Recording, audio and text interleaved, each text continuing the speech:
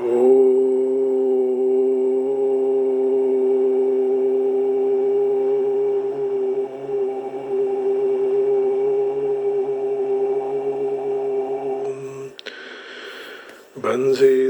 दुर्धरं नमामि मनोहरं मोहहरं च कृष्णं मालाधरं धर्मधुरं धरं च पार्थस्य सारथ्यकरं च देवं कर्तव्यदीक्षां च समत्वशिक्षां ज्ञानस्य भिक्षां शरणागतिं च ददाति गीता करुणाद्रभूता कृष्णेन गीता जगतो हिताय। श्रीमद् भगवद गीता जी अध्याय 12वां भक्ति योग। तो श्लोक इस प्रकार था, क्लेशोऽधिकतरस्तेषाम् अव्यक्तासक्तचेतसाम् अव्यक्ता हि गतिर्दुःखं देहवद्भिरवाप्यते। अव्यक्त में आसक्त चित्त वाले साधकों के अपने साधन में कष्ट ज्यादा होते हैं, क्योंकि देहाभिमानियों के द्वारा अव्यक्त विषय गति कई दुख को ढोकर प्राप्त किया जाता है। तो इसकी चर्चा हम करते हैं कि जब साधक पात्र बनेगा तब तत्व प्राप्त कर सकता है। पात्र बनने के लिए विवेक चाहिए, है ना। विवेक के बिना कुछ, विवेको वर्धते महान। तो गुरु की सेवा करने से, गुरु जी की सेवा करने से विवेक बढ़ता है। हमारे गुरु जी परम पूज्य श्री कौंडिन्य जी कहा करते थे, विवेको वर्धते महान। कब? गुरु में श्रद्धा हो, विश्वास हो, तब। निश्चला मति ही तब हो जाएगी, है? तो जब निश्चल मति होगी गुरु जी में, तब आपकी श्रद्धा और बढ़ेगी और विवेक उत्पन्न होगा। तो विवेक और तीव्र वैराग्य की आवश्यकता रहती है। इसलिए आसक्ति रहते हुए भी रहते हुए विवेक वैराग्य कठिन होता है, तो आसक्ति छोड़नी चाहिए। अब देखिए इसकी चर्चा और इसमें की है। अव्यक्ता हि गतिर्दुःखम देहवद्भिरवाप्यते। देही, देहभृत, ब्रह्मभूत कहा था, ब्रह्म जैसा हो जाएगा। ब्रह्मविद ब्रह्मैव भवति। अब यहाँ पदों का अर्थ साधारण तरह से देहधारी पुरुष लिया जाता है, लेकिन प्रसंगानुसार इसका अर्थ जीव और आत्मा ले सकते हैं। देहवद्भि पद का अर्थ देहाभिमान मनुष्य लेना चाहिए, क्योंकि निर्गुण उपासकों के लिए इस श्लोक के पूर्वार्ध में अव्यक्ता सक्त चेतसाम ये पद आया है, जिससे प्रतीत होता है कि उनको निर्गुण उपासना को श्रेष्ठ तो मानते हैं, परंतु उनका चित्त देहाभिमान के कारण निर्गुण तत्व में आविष्ट नहीं होता है। देहाभिमान छूटे तब निर्गुण में हमारा मन लगता है। देहाभिमान के कारण उनके साधना में अधिक क्लेश होता है। तो भगवान इसलिए तो अवतार लेते हैं कि सगुण की पूजा हो, सामने दिखाई दे, भगवत कृपा मिले, है ना। तो सगुण में हमारा मन लग जाता है। इसलिए परमात्मा, नहीं तो माया से ढके हुए हैं और माया आवृतम, माया से आवृत है। हम लोग वासना से ढके हुए हैं, भगवान माया से ढके हैं। अब उनको माया को दूर करना है, वासना को दूर करना है, तब हमारी भगवान के साथ रास लीला हो सकती है। इसके बिना नहीं हो पाएगा। फिर भगवान की योग माया जो सारे जगत की रचना करती है, जो भगवान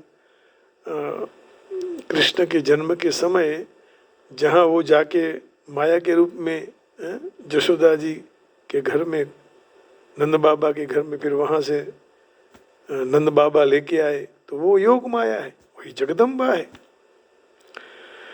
तो देहाभिमान के कारण उनकी साधना में क्लेश होता है। निर्गुण उपासना में देहाभिमान ही मुख्य विघ्न है। देहाभिमानिनः सर्वे दोषाः प्रादुर्भवन्ति।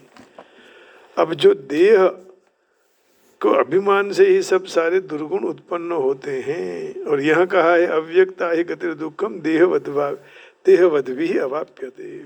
यह विघ्न की ओर ध्यान हमारा वहाँ जाए, इसलिए भगवान ने देहवद्भिः पद दिया है। और देहाभिमान दूर करने के लिए अर्जुन के बिना पूछे ही भगवान ने 13 और 14वें अध्याय कह दिया। 13वां अध्याय पूरा कहेंगे। 13वें अध्याय के प्रथम श्लोक में देहाभिमान को दूर करने का उपाय भगवान ने बताया है कि कैसे देह का अभिमान दूर हो सकता है। श्री भगवान उवाच इदं शरीरं कौन्तेय क्षेत्रमित्यभिधीयते एतद्यो वेत्ति तं प्राहुः क्षेत्रज्ञ इति तद्विदः। हे कुंती पुत्र अर्जुन, इस रूप के कारण दिखाई देते हुए इस शरीर को क्षेत्र ऐसे नाम से कहा जाता है, और क्षेत्र को जो जानने वाला है उसको ज्ञानीजन क्षेत्रज्ञ कहते हैं। क्षेत्र माने अपना ये शरीर, और ज्ञानीजन क्षेत्रज्ञ माने उसको जानने वाले को, शरीर को जानने वाले को क्षेत्रज्ञ कहते हैं।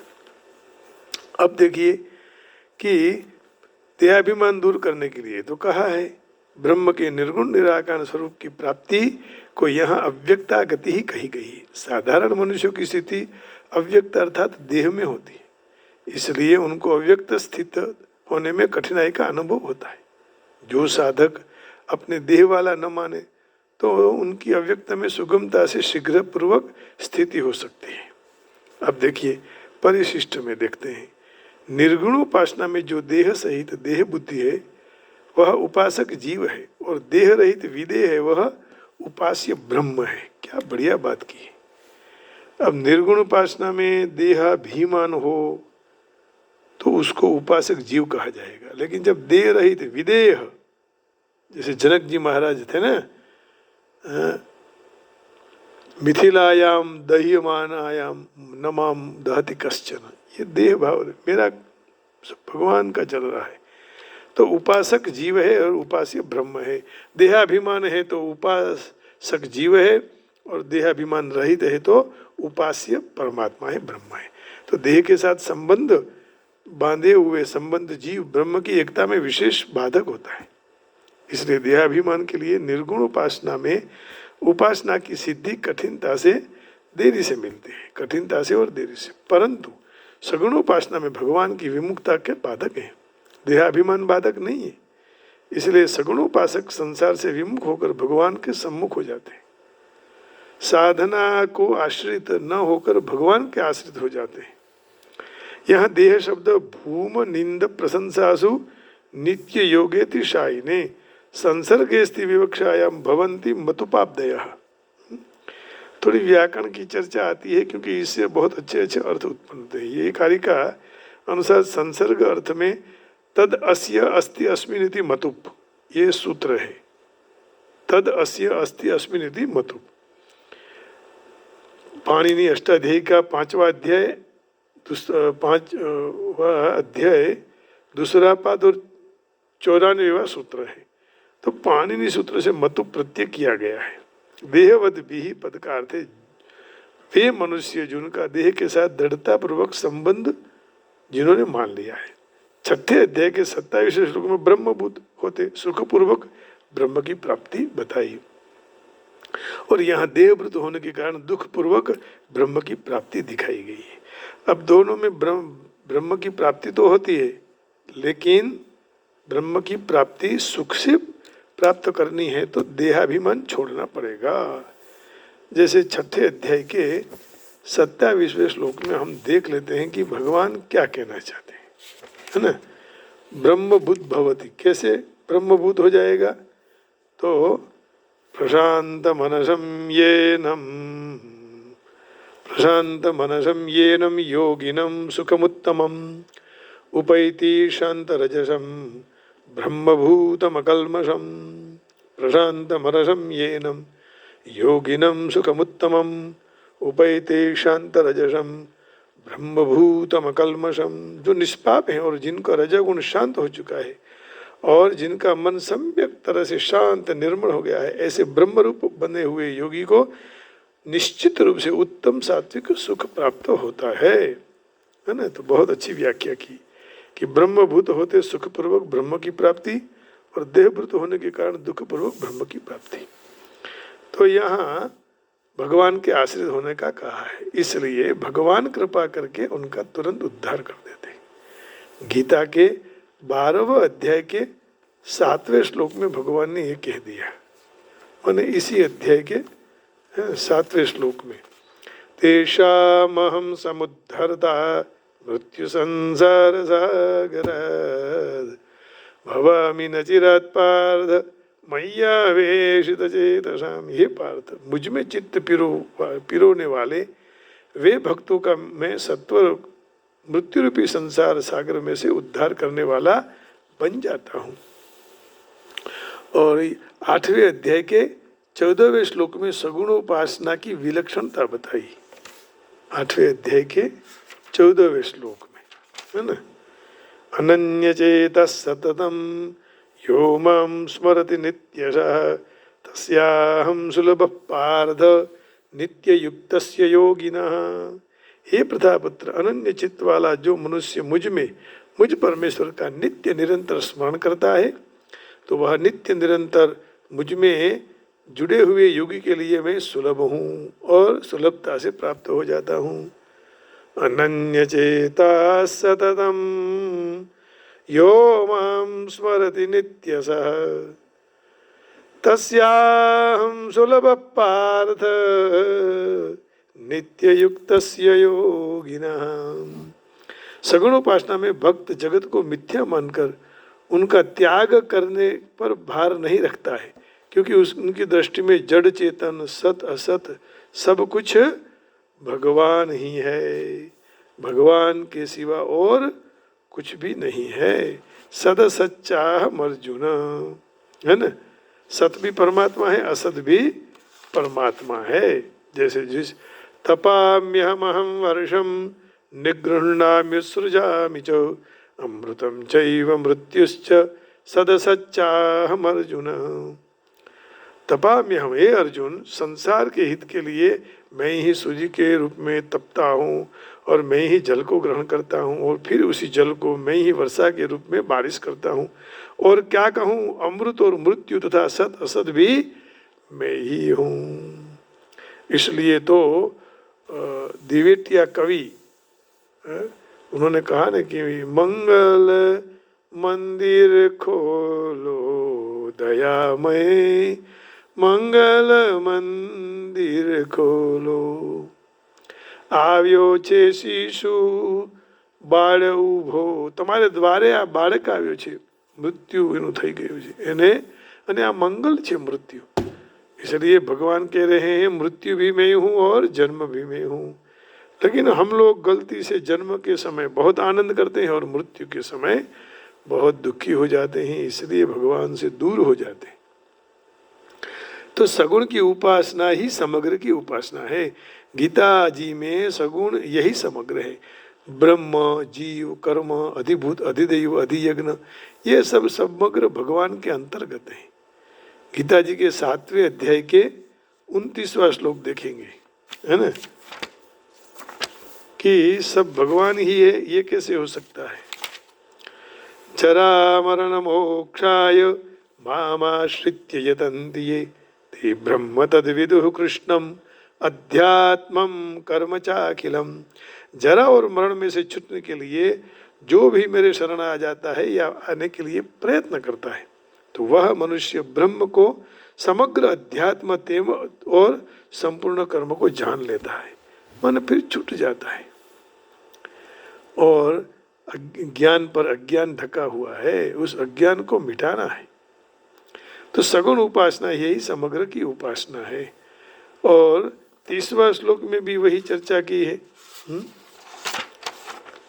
साधिभूताधिदैवं मां, सगुण साकार, साधियज्ञं च ये विदुः प्रयाण काले पिच मां ते विदुर्युक्त चेतसः। जो भी मनुष्य अधिभूत और अधिदैव सहित और अधियज्ञ सहित मुझे जानते हैं, वे मुझ में चित्त पिरे हुए मनुष्य अंतकाल में मुझे पहचान लेते हैं, मुझे प्राप्त कर लेते हैं।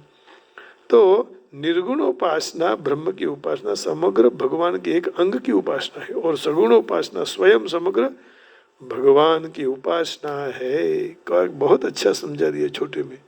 निर्गुण उपासना माने समग्र भगवान की एक अंग की उपासना, लेकिन सगुण उपासना माने स्वयं समग्र उपासना। त्वाम पर्युपासते।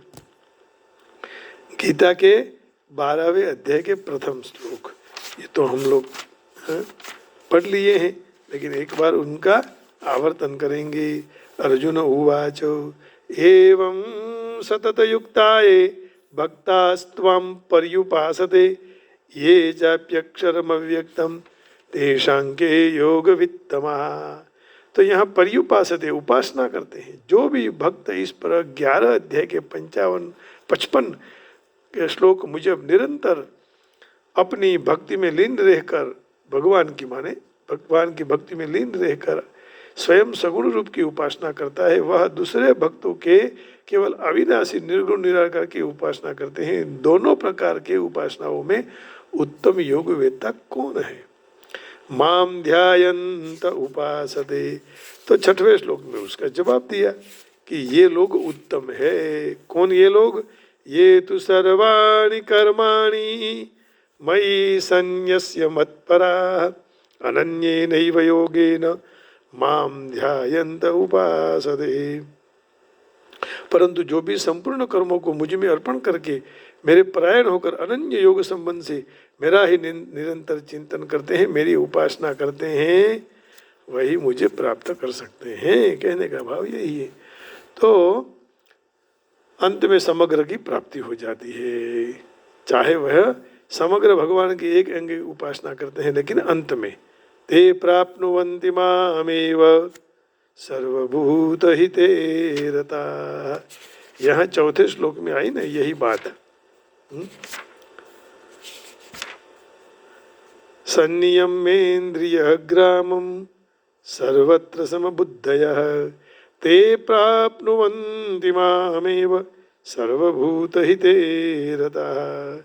संनियम्येन्द्रिय ग्रामम, संनियम्य अच्छी तरह से वह अपने मन बुद्धि और सर्वव्यापक इंद्रियों को वश करके फिर मन बुद्धि से न दिखाई दे ऐसे व्यापक निर्गुण निराकार नित्य अचर अक्षर निराकार की तत्परता से उपासना करते हैं। तो ऐसे सारे प्राणियों के हित में प्रीति करने वाले, सब में समान भाव रखने वाले साधक मुझे ही प्राप्त कर जाते हैं। ततो माम तत्वतो ज्ञात्वा विशते तदनंतरम। 18 अध्याय के 55वें श्लोक में भगवान ने अंत में ये कहा, क्या कह दिया कि मुझे ही प्राप्त कर लेते हैं।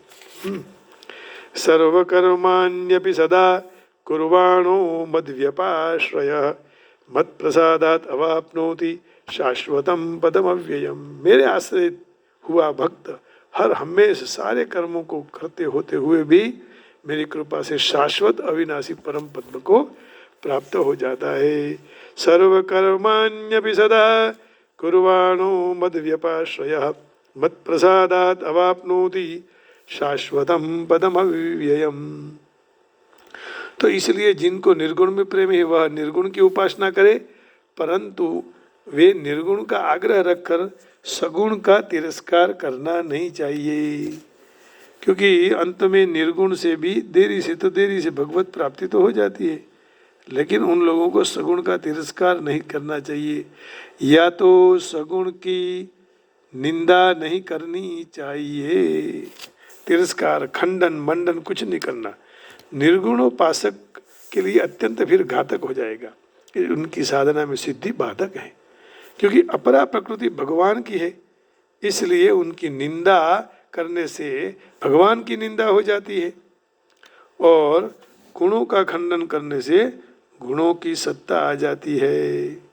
इसलिए भगवान की कभी ये अपरा प्रकृति की भगवान की ही है, तो उसकी निंदा नहीं करें सगुण की उपासना की, क्योंकि सत्ता का स्वीकार किए बिना निराकरण किसका करेंगे। इसलिए साधक जो भी दूसरे की निंदा तिरस्कार न करके निष्ठापूर्वक अपनी साधना में लगा रहता है, तो वह आगे जाके सब साधक एक हो जाते हैं, क्योंकि तत्व तो एक ही है। वदन्ति तत्तत्त्वविदः यज्ञान तत्वं यज्ञानमद्वयम्। तत्व तो एक ही है। वदन्ति तत्तत्त्वविदः तत्वं यज्ञानमद्वयम्। ब्रह्मेति परमात्मेति भगवानिति शब्दते वदन्ति तत्तत्त्वविदः तत्त्वं यज्ज्ञानमद्वयम् ब्रह्मेति परमात्मेति भगवानिति शब्दते। श्रीमद् भागवत जी प्रथम स्कंद दूसरा अध्याय और 11वां श्लोक। वदन्ति तत्तत्त्वविदः तत्त्वं यज्ज्ञानमद्वयम् ब्रह्मेति परमात्मेति भगवानिति शब्दते। तो सगुण की उपेक्षा करने से साधक मुक्त तो हो सकता है, परंतु मतभेद नष्ट नहीं होता है। परंतु सगुण की उपेक्षा न रहते मतभेद भी नहीं रहता और समग्र की प्राप्ति हो जाती है। तो बहुत अच्छी बात बताई कि हमें ब्रह्मभूत होकर सुखपूर्वक ब्रह्म की प्राप्ति करनी है, देहभूत न होकर, नहीं तो देहभूत होंगे तो दुखपूर्वक ब्रह्म की प्राप्ति बताई है। सुख से ब्रह्म की प्राप्ति हो यह बताया।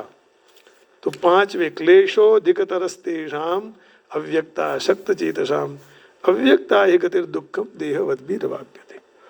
Of course, the strain is greater of those who have their mind attached to the unmanifest, as attunement with the unmanifest is attained with difficulty by the body conscious people. तो देहभृत देहवत भी अवाप्यते, ये कहा ना, देरी से मिलेंगे, कठिनाई होगी। निंदा नहीं करने की आपस में, सगुण उपासना की निंदा नहीं, निर्गुण उपासना वाले सगुण की निंदा न करें और सगुण उपासना वाले निर्गुण की निंदा न करें। For those whose minds are attached of the manifested impersonal future of the supreme advancement is very troublesome, tolerable. To make progress in the discipline is always difficult for those who are embodied. तो ये खास ध्यान में रखना है कि हम अभिमान नहीं, ईगो को छोड़ देना चाहिए। जो ईगो करे हैं, हाँ, अभिमानात् बलिर्बद्धः अभिमानात् सुयोधनः विनष्टो रावणो लौल्य अति सर्वत्र वर्जयेत्। अब अध्यात्मवादियों का जो समूह है परमेश्वर के अव्यक्त अचिंत्य निराकार मार्ग को अनुसरण करते हैं, वैज्ञानिक कहे जाते हैं। जो मनुष्य पूर्ण रीत से कृष्ण परायण रहकर भक्ति सेवा में लगे रहते हैं तो वह भक्ति योगी, उनको ज्ञानी योगी और ये भक्ति योगी। अचिंत्य निराकार अव्यक्त कहते हैं वो ज्ञान योगी, और बस कृष्ण परायण रहे वो भक्ति योगी। ज्ञान योग भक्ति योग दोनों को स्पष्ट वहाँ यह बता दिया। तो ज्ञान योग की पद्धति मनुष्य को अंत में समान लक्ष्य तक खींच कर ले जाती है, फिर भी वहाँ अत्यंत कष्टदायक है। जब भक्ति योग का मार्ग पूर्ण पुरुषोत्तम प्रत्यक्ष की सेवा करने से सुगम है, देहधारी के लिए स्वाभाविक है। व्यक्तिगत आत्मा अनादिकाल देहधारी है। सैद्धांतिक दृष्टि तो उनके लिए ये समझना चाहिए। तो ये कठिन भी है, मेरा ये शरीर है, मैं ही हूँ। तो भक्ति योगी भगवान कृष्ण के अर्चा विग्रह को पूजनीय के रूप में स्वीकार करता है और मन में दैहिक का जो भाव दृढ़ भाव है उसको उपयोग करता है, दैहिक भाव को पूजा में लगा देता है। परमेश्वर के स्वरूप की होती हुई पूजा थोड़ी मूर्ति पूजा है। वैदिक साहित्य में इसका समर्थन किया है। पूजा सगुण अथवा निर्गुण भी हो सकती है ना। जैसे आप भगवान को सामने बैठकर बोले कि हे प्रभु मैं आपको चने खिला रहा हूँ, हे प्रभु मैं आपको दूधपाक स्वीकार कर रहा हूँ, अर्पण कर रहा हूँ, तो ऐसे हो सकता है। अर्थात विशेष लक्षण युक्त या लक्षण रहित परमेश्वर की पूजा मंदिर में श्री विग्रह की पूजा सगुण पूजा है, क्योंकि भगवान का स्वरूप भौतिक गुणों से युक्त होता है। तो भगवान के स्वरूप को पत्थर काष्ठ या तैली चित्र के द्वारा यदि हम प्रस्तुत करें तो वे हकीकत में वास्तविक भौतिक नहीं होता है, परमेश्वर की परम प्रकृति है। एक स्थूल उदाहरण दे सकते हैं कि जैसे यहाँ बहुत अच्छा उदाहरण दिया, रास्ता के पास में, मार्ग के पास में हम टपाल पेटी देखते हैं और उसमें जो पत्र डालते हैं तो वह कोई भी मुश्किल के बिना गंतव्य स्थान पर पहुंच जाएगा। परंतु जो कोई भी पुरानी पेटी उनकी कहीं दूसरी कहीं मिले और वह टपाल के खाता के द्वारा प्रमाणित न हो तो उसका काम नहीं होगा, उसमें डालेंगे तो नहीं मिलेगा। भगवान की मूर्ति उनका प्रतिनिधित्व करती है, ये प्रमाणभूत है, इसको अर्चा विग्रह कहते हैं। अर्चा विग्रह परमेश्वर का अवतार है और ईश्वर वही रूप द्वारा सेवा के लिए स्वीकार यह है और स्वीकार करते हैं। भगवान सर्वशक्तिमान है, इसलिए वह अर्चा विग्रह के द्वारा भक्त की सेवा का स्वीकार करते हैं। देहधारी जो बद्ध जीवात्मा के लिए सुविधाजनक बनी रहे, इसलिए भक्त के लिए भगवान के शरण प्रत्यक्ष तत्काल पहुंच जाने में कोई कठिनाई नहीं है। आध्यात्मिक साक्षात्कार के लिए निर्विशेष मार्ग का अनुसरण करते हैं, इसलिए साधना का मार्ग मुश्किल है। उपनिषद जैसे वैदिक साहित्य के माध्यम से अव्यक्त रूप को समझना पड़ेगा, उनकी भाषा सीखनी पड़ेगी, इंद्रियातीत अनुभूति को समझने के लिए होती है, तो सर्व प्रक्रिया में सिद्ध करनी है। यह सब एक सामान्य मनुष्य के लिए सरल नहीं होता है। कृष्ण परायण हो जाए तो फिर वह नमस्कार करे, भगवान का महिमा गाए, भगवान को भोग लगावे, ये सब हो जाता है, लेकिन निर्गुण निराकार समझ नहीं सकते हैं और फिर क्या होता है कि परब्रह्म के साक्षात्कार से वंचित रह जाते हैं।